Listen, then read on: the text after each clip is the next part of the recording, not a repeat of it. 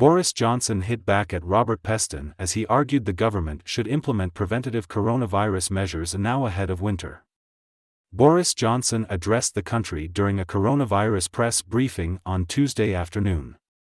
He detailed the importance of continuing the testing and vaccine programs as the country heads into the winter.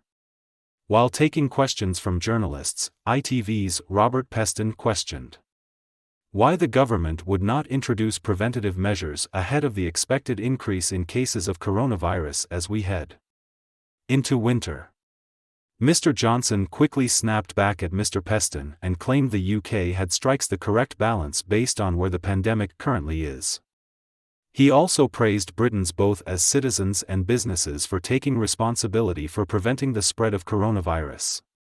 He also reiterated the importance of taking the vaccines due to their ability to reduce the chance of catching the disease, suffering from severe symptoms, and death.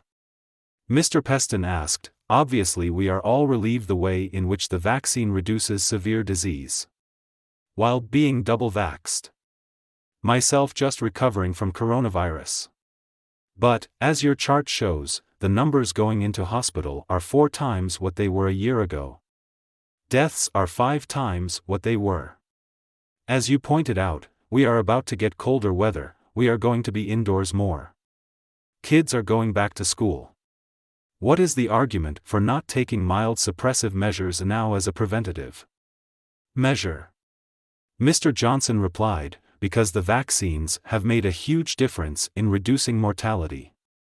The ratio of cases to serious disease and death is vast. We are continuing to advise everybody to be sensible and responsible. Plan A, what we are doing at the moment, is telling people to think about using a face covering while in a confined space and for meeting people you don't know. Wash your hands, use ventilation, get a test and stay at home if you feel unwell.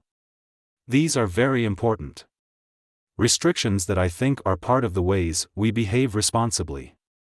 I think that is the right balance given where the pandemic is at the moment and given what we have been able to achieve. I think the priority should be the 5 million more people who could get a vaccination and haven't yet done so. Those are the people we should be now encouraging to come forward and get your jab."